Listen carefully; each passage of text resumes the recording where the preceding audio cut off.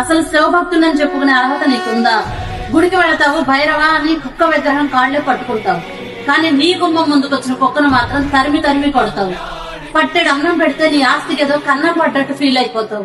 కుండ తుడిచి తుడిచి నువ్వే అన్నం తినకపోతే ఒక్క ముద్ద మిగిల్చి దానికి పెట్టి చూడు, ఈశ్వరుడు సంతోషిస్తాడు. ఏమో ఎవరికి తెలుసు ఏ జీవి రూపంలో ఆ పరమేశ్వరుడు వచ్చి నీ గుమ్మం ముందు నుంచున్నాడో. తప్పుగా అనుకోకండి, పెట్టేవాళ్ళు లేరని కాదు, చాలా మంది పెడుతున్నారు. అన్ని ఉండి కూడా తరిమి తరిమి కొట్టేవాళ్ళు కూడా ఉన్నారు. వాళ్ళ గురించి చెప్తున్నాను.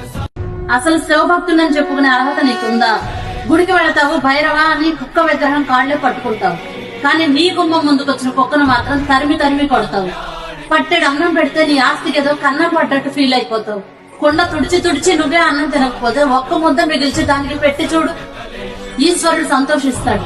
ఏమో ఎవరికి తెలుసు ఏ జీవి రూపంలో ఆ పరమేశ్వరుడు వచ్చి నీ గుమ్మం ముందు నుంచున్నాడో. తప్పుగా అనుకో.